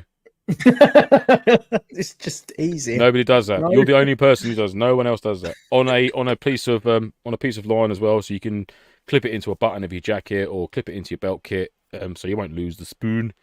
But yeah, little titanium jobby, always good. What was on our list there? Yeah, lighters and a washcloth. Yeah, lighters or a fire lighting kit of some description, windproof matches, a spare lighter, a little clipper or big lighter. They're always good to handy to have on you. Even a little ferro rod and striker, or something like that if you need it. Tinder sort of type things you can get, like the sort of ready-made little tinder blocks. A very, very quick tip would be little cotton wool balls and just dip them in Vaseline. And then put them in a little, you get a little jiffy bag like that. If you do sort of like 10, 11 of them, dip them in Vaseline. They are probably one of the best firelighters you can get. If you just put a spark to that, it will go, petroleum jelly. Yeah, great little fire, and very, very light, and they can crush down really, really small. And you can just take one at a time, and it will get a fire going for you. They're very good. And a washcloth, yeah, standard, or some wet wipes, or some antibacterial wipes, or whatever it might be for your cook set, just to rinse out some stuff afterwards. Or just do what Dan does and just lick your fork clean and then put it back in your pack. I've got a little the washcloth type things you get for your bathroom and stuff like that to wash your face and things. I've got one that I use for my mess kit, but I use it when the pouch is hot. I know it's a stupid little thing, but when the pouch is hot and you're holding it, you want to eat it because you want to eat it while it's warm. I just wrap it around that, and then you've got basically a little mitt just to kind of hold that. But then you can use it for a variety of other things as well. Well, you can put your gloves on, but you can use it for other things as well. That's the thing. You've got to I usually put it in my beanie hat. And then once I finished eating, I put my hat back Got on. a It's nice lovely and warm warm. Oh, that's nice. Bit wet, but warm. As a bean just slowly drips down your forehead. Ugh. Get off. Yeah, missed that It's one. also good where it's really sweaty day. You can just have a quick dry off with it and stuff like that. So Yeah. Absolutely. Yeah, all good Yeah. stuff. All good stuff. Cooking sets. kit bag, Andy. Kit bag, Bergen plus rocket pouches, webbing set or plate carrier, day bag, rubble bags, personal first aid kit carried. Happy So days. I have two first aid kits now. I have a slightly larger one that lives in my Bergen in one of the rocker pouches, and I have one that's always on my belt. Because the last thing I want to do is go over. Oh, bye, Mike. I'm still here. I'm just going to grab something. The last thing I want to do is go over and have my Bergen over there with my decent first aid kit in, or I've got one on me all the time now. I've got one kit and I just carry that goes on my webbing, and I've made it so it's the same size pouch. So on my belt kit, I've got a utility pouch on the back, which my pull-out first aid kit can go in, or it'll also Velcro in to my shooter's belt and go in there, or wherever it is I need to. Yeah. On my chest rig, it'll go in the side admin pocket, so I can fit it in there. It's just the same kit. It just goes everywhere with me, and it's always on me. It's not. I don't have a spare kit in my Bergen. I've got a welfare kit in my Bergen, bits and bobs. There you go. But my kit always stays with me. Yeah. One thing that I would say though is just make sure that your stuff isn't out of date. I had to buy a whole new load of first aid kit inners because a load of the stuff went out of date at the end of last year. Yeah, that's a fair one. One thing I did watch, I can't think. I want to say it's Prepared Pathfinder. It was a tip from him. Or was it the guy who's from down Cornwall way, who's an ex-Marine, and he does all the bushcrafty stuff now? I can't remember that gentleman's name for the life of me, but he does great videos. I'll find a link to him. But anyhow, it was one of them two, and they said, like the Jerusalem trauma bandage, and like the grey, black sort of vacuum bags. He said, open them up. He said, and then leave them inside the plasticky bit. He said, but he said, because if there's ever a situation where you need to use that really fucking quick. Oh yeah, because it'll be all compressed, wouldn't it? You don't want to be dicking around trying to rip open a packet when you might be covered. You might have blood on your hands. You might have gloves on, or whatever situation may be. He said, if it's that dire that you have to use a bandage of that magnitude, the last thing you want to be doing is ripping open little vacuum filled bags and then opening the cellophane on the inside, then undoing the bandage. He said, get the bandage out, roll it outside, roll the thing back round it, just put it back in the plasticky bit, and then put it in your kit. You see, because then you can just rip it out. The absorbent pad is there, ready to go straight onto whatever it is that you're terrifyingly trying to stop bleeding. And it's got to be bad to whip one of them bad boys out. To whip one of them out. Yeah, it's going to be. And whether it's had a little bit of dust or something's got on it, that's irrelevant at that You're not point. going to care at that point. Yeah. No one cares. Just get it stopped. And he said, and I thought, you know what? And I've done it with all mine now. All mine, they're in my kit. They're in a sealed bag, so they are clean. You know, I wouldn't say that they were medically clean, but for the situation you're going to use that in, I think that sort of shit goes out the window. Because if you didn't have a bandage on you, your t-shirt would be off and you'll be packing out on it. You'd be ripping your trouser leg off and packing out on it. And you don't know where that's been. So that sort of stuff goes out the window at that point. That's just just picked up on what you said there, Andy. It sort of tweaked my memory. So thanks. Yeah, that's actually, didn't think of that. I'll have to start opening all mine now. I've got a little dry bag that it's the only red dry bag I've got in my kit. It doesn't have to be the branded first aid one, but my theory is that it contains the first aid kit, but then I can also chuck any loose items on top. So, for example, like meds or anything like I'm on at the time, I've got some Bond Jella as well. If I've got an ulcer or something like that, I'll just chuck a tube of that in there, so it's ready to go. Yeah, absolutely. And it's personal stuff as well, personal medication, things like I wouldn't keep that in the first aid kit per se. If you've got your own medication that you made, like an awful lot of events like EpiPens and things like that, they will say try and keep it in your upper left side or on your left side of your body so that someone knows to get to it. You know, obviously someone, a staff member or something like that needs to know, or if you can guide someone to give it to you, then they're not fumbling around trying to find this EpiPen that you might need, or some asthma pumps and things like that, you know, that sort of stuff. And obviously make that clear to the organizer that, I'm asthmatic. If I do have an episode, my pump's in my left trouser pocket or wherever it may be. Yeah, it's important to do that. Yep, definitely. Tell your teammates as well. Don't just tell the event organizer. Absolutely. Yeah. Because the event organizer might be a mile over there. Yeah. Just let If let you're the guy- going let out with the guys someone know. that you've never met before, say to them, "I'm asthmatic," or I'm allergic to bees. Yeah. Well, I'm it allergic could to be, grass. yeah. Yeah. But you know, and like Andy's just said, then you know, if you're playing with people that you never played with before, and perhaps it might have been overlooked in a briefing, very unlikely to be, but you know, take it upon yourself, guys. Has anyone got any underlying health conditions that we as a team need to know about, just in case? You know, if you've got a knee, if your knee can flare up, or anything like that, some sort of issues, you know, that. If we have to simulate a casualty evacuation, we won't get you carrying someone out with a stretcher. We'll get the other 4 guys to do it or girls to do it. You know, just to prevent that injury coming back or something like that. You know, make it clear if there's anything that could sort of affect your game or your team's game to your team before it all kicks off, sort of thing. It's always good to keep that in mind. Yeah. Moving on to food and hydration. This is a fairly quick one because I'm not going to tell people that they've got to pack food and water. Well, you know, obviously you've got to be pertinent to that. This is just an aide memoire. So obviously water for both on your person and at your LUP or your sleeping position or on your burger or anything like that. Meals obviously for the duration of the event. Brew kit, so coffee, tea, hot chocolate, etc. Powdered milk if you need that in your tea or coffee. It's something to remember because I've gone to a number of events. I have white tea. And then, you can also get the 3-in-1s now. I found some of those recently. They do actually do the British Army ones. You get the little 3-in-1 sachets, which has everything in there. Snack items, so biltong jerky, they're always a good one. Yeah, biltong. Stuff Loads from of the ration packs. Obviously, they've got a whole load of different snacks and things. I really like the US Army cherry pieces. I think they're cherries, dried cranberries. Oh, someone was they were dishing good. them out. Oh, was it? Yeah, that was me. Was that was it you? Machiavellian. Yeah, Yeah, we were sitting there. They were a game changer. Well. That was a big bag. That was like a communal bag of See, when I got mine, I got those and the peanut M&Ms. When I was like, this is legit. That's a opened win. them up and mixed them together, and I was like, this is going to be brilliant. Oh yeah, I can see that. So two of my favourites from the Brit Wrap packs was it was the older chocolate. It was the little square block of chocolate like that, little brown bag. Chocolate block. The old chocolate block. Yeah, that was good. And also the fruit explosions. Just jellied sugar. They were brilliant. You could be really, and you literally just go inhale it and go. I've got to admit, I do really like the cola bottles. I never tried the sweets. those. I like the cherry, the hard, like the American hard gum sort of sweets. You know what I mean? Like the cherry. Preppers had a load of them.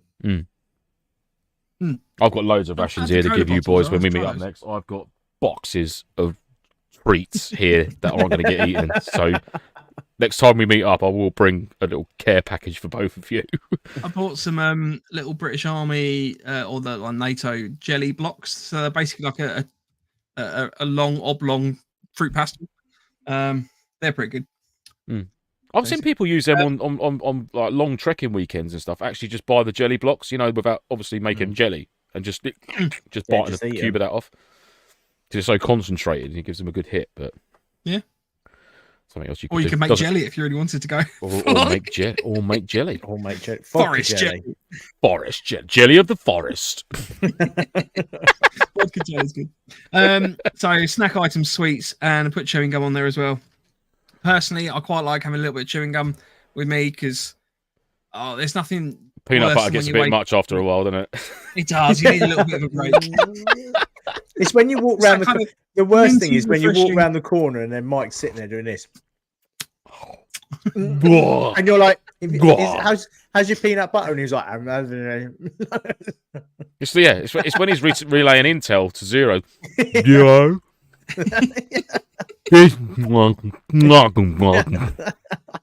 Over. What? Sorry, I was eating peanut butter again. Lance, do you want to do PPE? Oh, PPE, yes. iPro, yeah, obviously. Don't scrimp on that. There's two things in airsoft you don't go cheap on is iPro and footwear. So yeah, eye protection and a spare pair as well. I mean, if you can get like the block tactical sets, you get 3 sets of lenses in them with the hard frames. Same with the revision sawflies, you get 3 lenses in them. Not overly expensive, you know. Like I said, don't scrimp on your eyewear. Don't be looking at sort of $8.99 jobbies and things like that. You know, look at a good 40-50 quid upwards sort of set of eye protection that is rated and not just off of eBay from other countries, that has no insignia or stamp or quality control. Please make sure that they are a recognised eye protection before you go and buy anything. Personal medication kept separate, which we've just covered. EpiPens, any medication, tablets, creams, ointments, all that sort of apothecary. Ear protection as and when required. It's very site specific and event specific. If you're doing clearing rooms with Mark 5s, Mark 9s, and bits and bobs like that, then obviously ear protection is going to be highly recommended. I don't think sites say you must wear it, but they do highly recommend that you use it. And yeah, I carry a set of the range plugs in my little brown packet, and you can just pop a set of them in, just as good. Face protection, obviously if you're under 18, you'll be wearing full face protection regardless of the event. Again, if you're over 18, that is your choice. You can, if you want to keep it as minimal as possible, you can wear the just small face coverings that Andy and Mike run. Yep. I don't tend to do it because I don't smile, because it's serious and it's real. So I'll just get shot in the lip loads, and I'm a testament to that. I have been shot in the lip and face many, many times. I hate it, but it comes with the territory, so I'm not going to bitch about it. Wash kit, yeah, standard wash kit. I don't tend to do much washing at events because I'm not really there long enough, if I'm honest. I take some wet wipes with me. I may brush my teeth if I can be asked. Can I just interject on this as well? I know because Rage has already pointed out we've got a few things in weird places. I'm going to be reviewing this list after this, and I will update it because I appreciate. I'd like to point out I had nothing to do with this list. No. Yeah, none of us. Me and Andy had nothing to do with this list. Not quite sure why that's happened, so I will fix that. kit. Same as the cam cream under welfare. Unless it's the chemical wash kit. That's what he meant. Yeah. Yes. If should have put chemical NBC wash kit. wash kit. Yeah. Oh, I'm sorry, Rage. I'm sorry. I will fix it.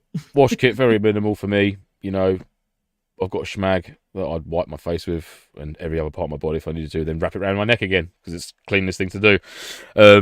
Just some wet wipes, basics, a toothbrush and toothpaste if you need to.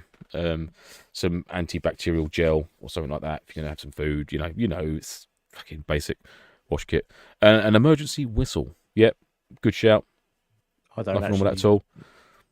I've got a little orange one actually. It clips on the lanyard and goes on my plate carrier and just tucks down the back of the molly or inside your smock jacket on the old zip bit, just in case, if you do need to raise the alarm.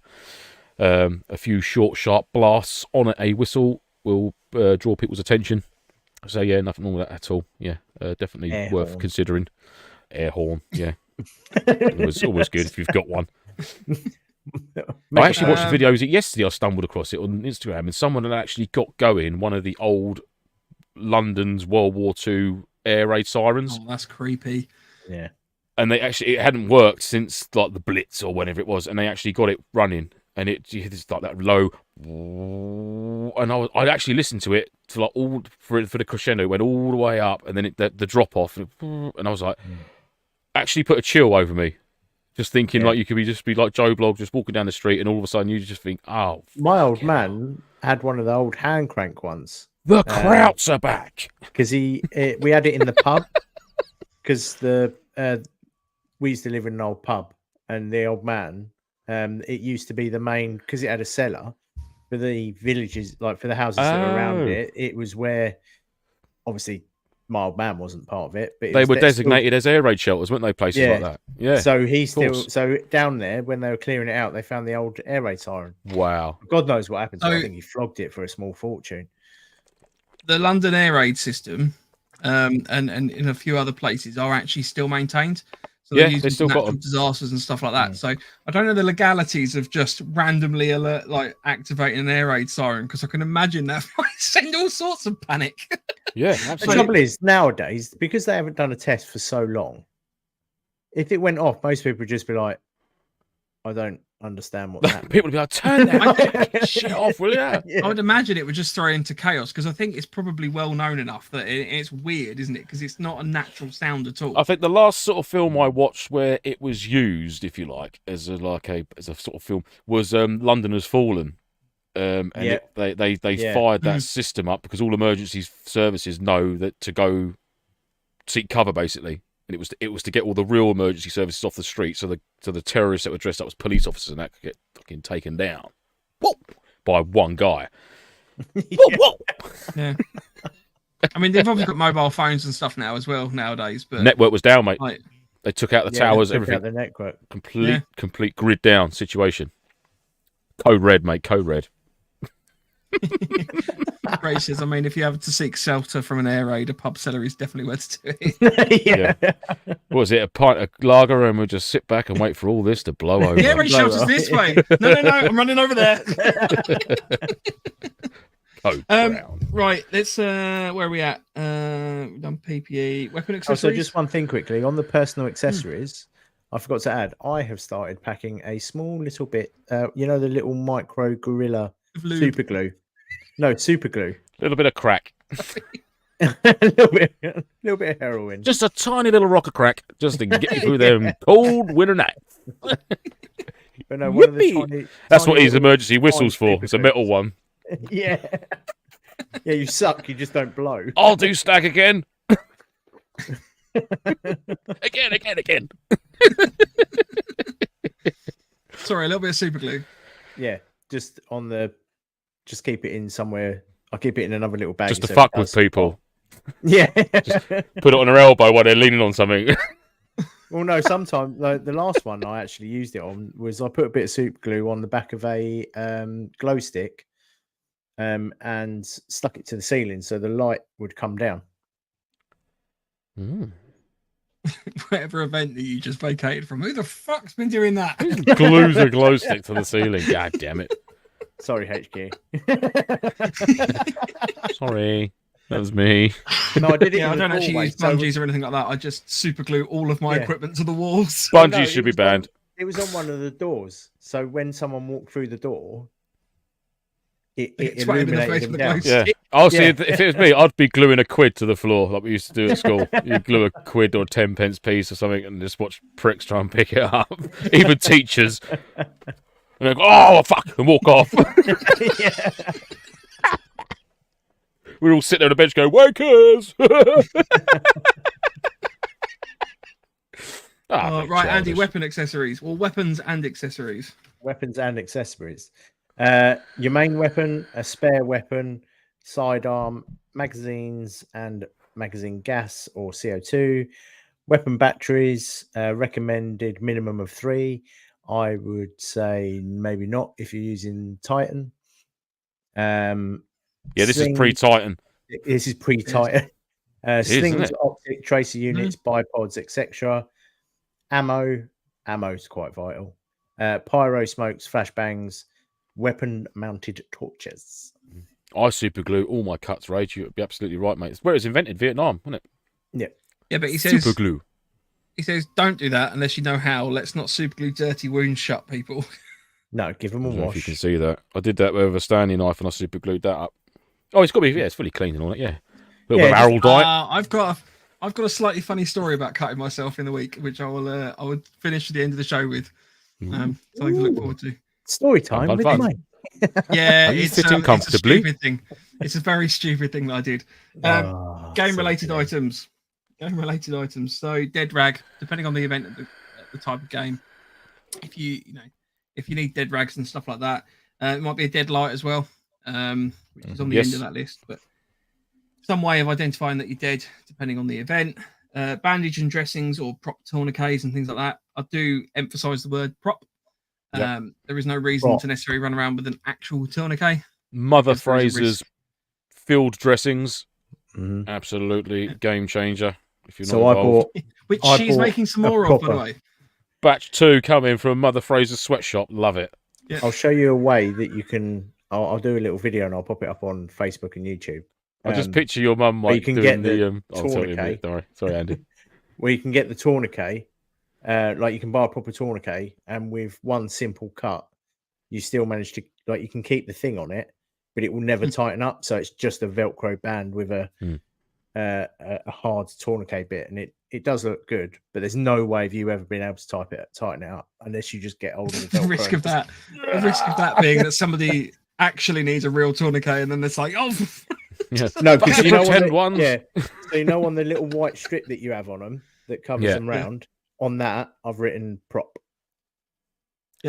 Prop. and then Proper tourniquet. yeah, Proper bow, I tell thee. Yeah.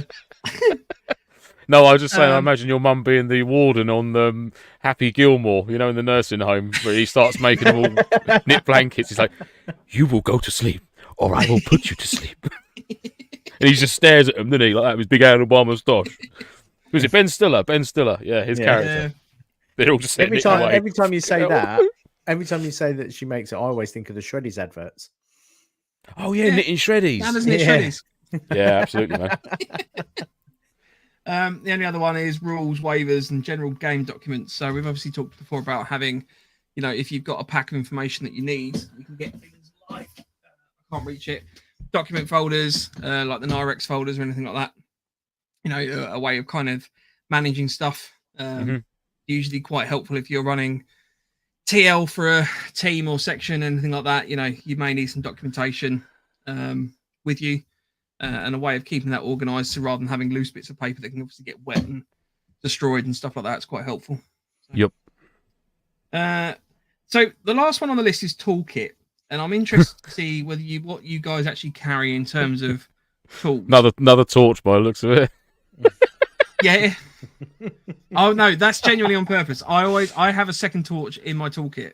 Do you know what? I have a emergency torch in my first aid kit, and it's one of the little Petzl, tiny little black Petzl one, and I always keep that in my first aid kit, just in case. So I'm swapping the one in my toolkit out for this. This is a little magnet backed. I think we talked All about the this magnets little, this evening. Yeah, it's got a little carabiner on there as well. It's got a little kick out stand. Oh, do it closer to the mic. Mount. It's got a tripod mount if you want. Okay. The mic. I did. Put it closer to the mic. There you go. Yeah, but Lance, this was like the time that you walked off somewhere. And Mike goes, Lance. I can't hear him. Hello, Lance, are you in? Mike. This was like a tenner on eBay, or I think it was like a tenner for two. The strobe's obviously not the most useful, but if you need a little bit of light for doing anything, that's quite a useful technical challenge. Tekken with a strobe light. Oh, don't make me laugh. It hurts. Yeah. So this is a little USB powered one. So yeah, I'm swapping that one out for the torch I've got in there. So I've got to admit, because obviously I've gone from AG over to gas blowback. So my toolkit is completely changing now. My toolkit's completely vanished now because I have no fuck all about gas blowback, so I just give it to Andy or Ryan to fix. So it makes my job easier and lighter kit. Yeah. Winning! So that's probably going to end up changing a little bit. So I'll probably end up having once I've worked out what I can what tools pinch down into a real small set. I know it's Novridge, and I know there are some people that aren't fans of his stuff, but there's the Novridge toolkit that he's bought out, and it has like all torque set. It has all torques, and they're like Phillips, all different sizes, but they're a little bit smaller, so they're all fair airsoft related. I mean, the go-to ones for me would be a bit of cleaning cloth, an unjamming kit, an unjamming rod, you know, things like that. That you've got very, very basic, you know, a small roll of insulating tape, a selection of Allen keys or something that actually fit your rifle. Don't get a massive set of Allen keys, and you're only going to use 400 Allen keys. Yeah, look at this fucking tool roll. Just click it. One like that big, like. Just strapped to the top of your pack. Let's rebuild a truck. Just get what you've got for your rifle, you know, whether they're sort of 12mm spanner or a little adjustable to if you need to tweak weapon sight mounts and things like that, you know, just think about it. Go through your rifle and record what size is what and make sure you've got that in your kit. I've been guilty of it. I've got fucking Allen keys from IKEA furniture that are in there that there's no need for them to be in there, you know. So yeah, just be mindful of what you're taking. It's just more stuff. Flush cutters. Pair of flush cutters. For cable ties and stuff like that. The number of times that you go to an event or whatever, and they're like, right, we're going to chrono you. Fine, we're going to put you have to have a little cable tie on there. Fine. Yeah. and then they use cable cutters, and you end up with this lacerating shard. You come away from the event. See, like, there's a "Why am I difference. bleeding?" You can get a set of side cutters, or you can get flush cutters. Make sure you get flush cutters for any zips in it, because it will, funny enough, cut it flush, so you won't cut yourself to ribbons. And you can get a little pair that's like maybe 3 inches big. Yeah, very small, with a almost little- like nail clips. They're almost the same Yeah. size to that, you know. And you can get sort of like 3 or 4 pairs for like a tenner on Amazon or eBay. You know, it doesn't matter if you lose them. You've got like 3 or 4 pairs of them. They're such good bits of kit. I mean, if you do want to go down the road of getting a really good make, I mean, from my job, I mean, Barco do very good flush cutters and side cutters. CK, Nipex. Nipex are nice. I've got a set of Nipex downstairs. Oh, I think that's about the 3 that I go with, really. Nipex, CK, and Barco. Yeah, probably them 3. Any of them I like the 3. really Highly small ones, recommend. though. Honestly, having a little pair like that, because I don't carry them in my kit, because it turns out you can stab yourself with them. But I've got them in my toolkit, and like the number of times that I'm like, oh, I just need to trim something down, like a little cable tie or something like that. Like My mate put his through his bicep at work. Oh, He was cutting something. what and happened? it's cutting something, and he was holding onto a piece of Unistrut, and I don't know what I think he was cutting. It was a metal band around a bit of signage that we had to run some cables up behind, and as it cut really quick, and it just went straight into, literally, like, you couldn't see the jaws anymore. It was just to like the start of the insulated handles. Yeah. I was like, nope, not dealing with that. yeah. That's disgusting. Yeah, not nice. So, So be very That's careful. quite good as well on that front. I'm just going to answer Pegasus' question really quickly. No, you're not getting replaced. I just can't fit you in my kit or my toolbox. And unfortunately, you're not always going to be. You there just don't looking fit in after his me. box anymore. Ash, sorry, mate. Too big. But you're On still that there same as thread- my guru. Reg You can says use that you can use my unjamming rod, Lance. I bet I can. As long as I'm Big Spoon. So that's a whistle stop tour through our kit list. This is Mark 1 that I've got in hand at the moment. We will be updating with Mark 2. I will try and look at that tonight. Yeah. Is that a we or a you? Now, no, that would be me. I will be looking at that. The length of time that we've had this, and we've all Maybe been I'll using do it, it. and I'll be honest with you, I don't really look at the orange section at the top of it, which denotes the different categories anymore. I just look at the list. So yeah. And once But, you've done it a I mean, few times, you sort of know what's what for your kit. And it's all very personal preference. I still tick it off. I generally still tick this It's off. good. It's a good practice. It's good So practice. on my one, I've got a black marker over the laminate and swiped off the ones that I will never use. Like for me personally, the brew kit, I don't drink hot drinks. I'm one of those weird ones. So that's just had a line put through it. And I still go through every event. I'll still go through with my little board marker, and I'll make sure that each thing's in there, because none of us want to do a Chris. None of us want to do a Chris. No. I mean, I'm Sorry, Chris. I still don't know how you forget a sleeping bag and to put trousers on. I think The he went thing up is- in trousers. Yeah, I hope you he went Surely. up in ones. trousers. No, Surely you the just have looks the you got at ones, the petrol station filling up would have been a big enough indicator to say, Hello. The thing is, Oh, isn't it, is cock that it. you can pack everything, and you've got so many things that you're having to remember to pack in there. And depending on how you have your stuff organized at home, quite often you don't have it all just left permanently in a bag. You know, I mean, sleeping bags, we always advocate the fact you have a sleeping bag not left compact and pressed down, because ultimately it's going to fuck up your sleeping bag. absolutely. So it's not Hang it in the necessarily rafters. something. Yeah, so it's not necessarily bad organization that you don't have. Ray just says, you know who else didn't drink hot drinks? Jeffrey Dahmer and Hitler. Just saying, Andy. Jeffrey Dahmer and Hitler. And Shakespeare. That's very Thank you very much. junior to senior very quickly. I was vast amount of people in the middle there. The point I was trying to make is that ultimately you can forget stuff. It happens. Like, you know, I mean, I've gone to an event. The whole premise of me calling it 9-volt airsoft is that I quite regularly forget the batteries to my weapons, which now I've got the kit list, I don't do. And I know that sounds silly, but these things you charge on the side and you charge them overnight, and the next morning and just forget to grab them or whatever. So it happens. Should be charged the night before the night before. Yes, And then well, that packed would the be night helpful before. if you were that. Yeah. That is where I am badminton. That is where you are, Badman. And obviously packing your kit as well. And like we've always said, it is the way you packed it the first time, do it the second time the same way. Same rocket pouch has got my cook set. That's got that in it. That's got that in it. Top of my Bergen's got my Gore-Tex jacket in it. And then you know where it's going to go. Lay it all out, get it all packed nice and quick. Same for when you come back from an event. Unpack your kit. What did you use? What didn't you use? What type of event was it? So then you know for next time, I don't need to take that. The summer event, I took an extra pair of this, extra pair of that. Didn't need them. It was just more stuff that I had to sort out and maintain and sort of look after. No, I'm not going to use it. So then you can almost start generating your own sort of summer list, winter list, you know, bits and bobs, or day event, or whatever it might be. You know, things that might go into a day sack from your Bergen, all those things, and just try and keep it repetitive and keep doing it the same way over and over again, and it will literally become second nature, just for packing your stuff up. You know, definitely. If you're watching back at all and you've left something hilarious behind, let us know. It'd be interesting to do. We obviously do read some of the comments and stuff left on the videos, so this is a new engagement section. If you'd like to leave a comment, please feel free to do so. Yes. Rage says, mate, at raid, I got 30 minutes away from my house on my way to raid and then realised I'd forgotten my gun. So, Whoops. these things genuinely happen. Yeah. These things do happen, especially if you get up late in the morning, you're rushing to get out the door. It's just like, fuck. I'll tell you the best thing. The best thing for this list, I find, is the space at the bottom. We've got like a blank space at the bottom. And I write on there things that, right, I haven't packed yet, but I need to remember to do. Or right, I've got something up in the loft in the morning. I'm going to get that.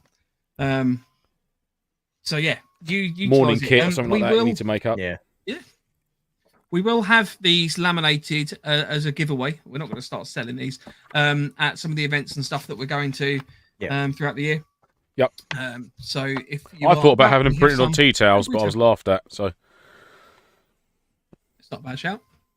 And then if you've got a towel in the field, then you can reference your kit. Yeah. You laughed at me last time I said it. Placemats as well, if you really wanted to. You could have it.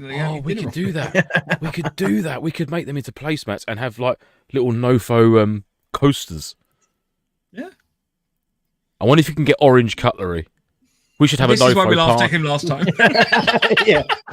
Yeah, I think this is what we laughed at. I think it was the NoFo dinner set that you. I'm turning my camera off for a little while now and cry. And I'm going to mute. Off or is it broken? It's not broken.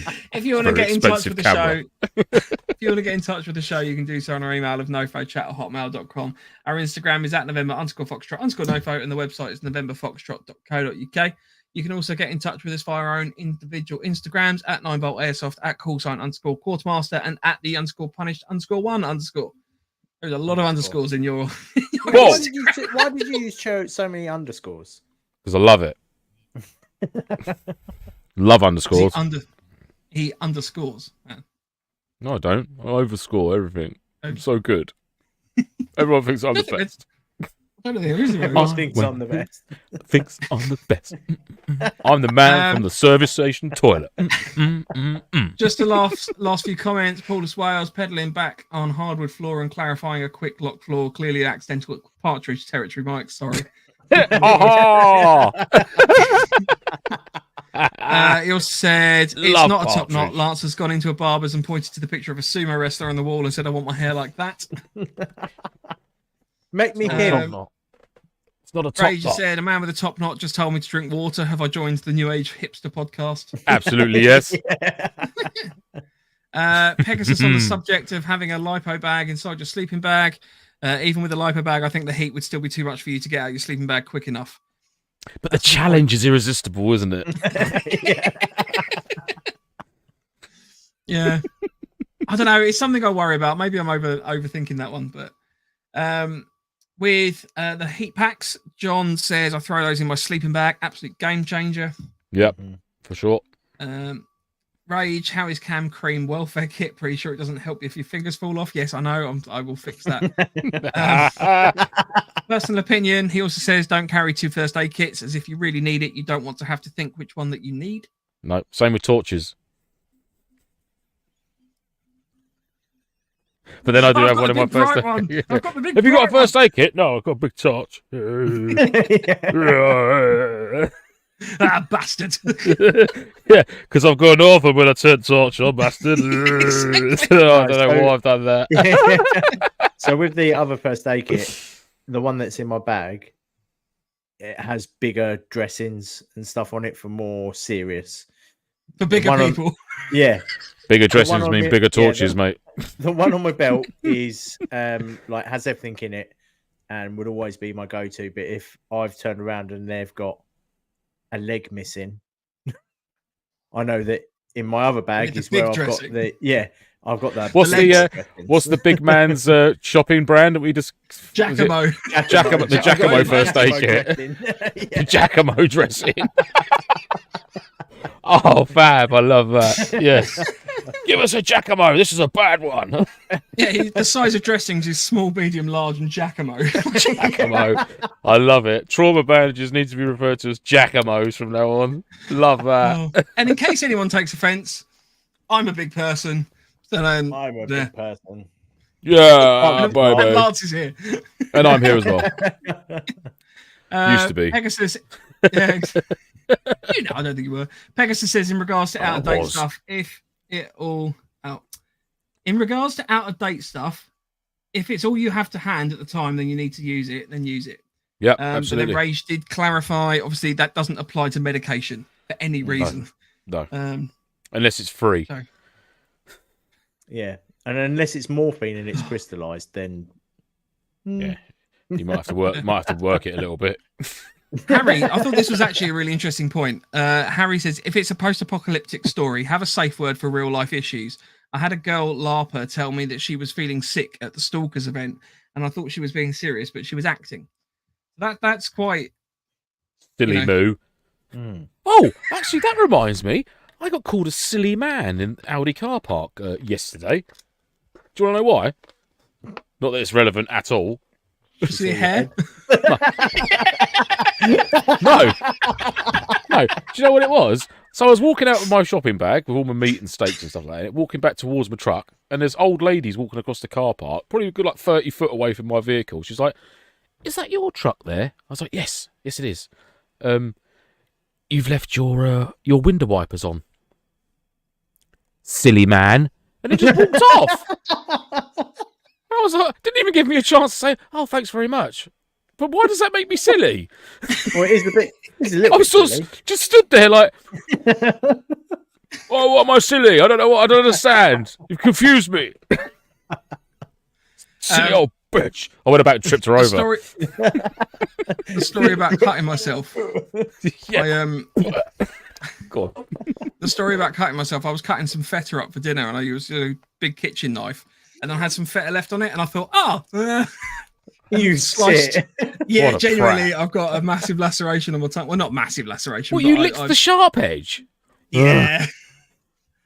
Not the sharp edge. I licked Yeah. the side of it. I licked the side of it, but I went with the cutting edge towards the tongue. Basically. It was a silly It idea. looks like a fucking And snake children- now. Yeah. Children, just be advised. Do as your parents tell you. Don't lick a knife. Yeah, Under any except if circumstances. Mike's your dad, then don't do what you I'm say. not allowed to lick the knives anymore in the house. Yeah. Also, Yeah. don't put them in toasters, just in case you go down that route as well. Don't do that. That's silly. All right, And they're on that note, Lance, would you like to end the show with some closing words? Yes, I would, but I can't remember what I said. Right, It was well, something what do you about think of it? water isn't just for airsoft, it's for life. That was it. There we go. And I'm going to smoulder as well at the end of that. Rachel says I was cutting some feta up for dinner. All right, Mr. Middle Class, get back in your Prius. Cutting some feta out. Yeah, but that's That's a literally nice all. thing. That's all he had, Rage, was just a block of feta. He got confused. He had the knife and feta and went. Right, on that note, say goodbye, guys. Goodbye, guys. Guys. Oh, hang on. Next week, we're talking to JBG, are we not? And I Bad don't know. Wolf. No. I've no idea. the Bad I need a wee Wolf so band bad because was I've drunk cancelled. 2 litres of fizzy Okay. water. Right. We'll update you We'll in sort terms of what something we're out. doing next week. Yeah. We will see Very you next deep. week. Very deep Have a good water. evening. Say goodbye, guys. Good evening. Goodbye, guys, Bye, again. guys, again. Don't forget your torches, Second all fucking time. 7 of them. Giacomo bandages. Whoop, whoop. So bad. Well, finish then. What are you doing? I was just waiting for Andy to. I was assuming he went to reach for something. There you go. Look, I know Oh, he did. I know we're in the mix. Put some tunes on. I'm like that. Star Wars.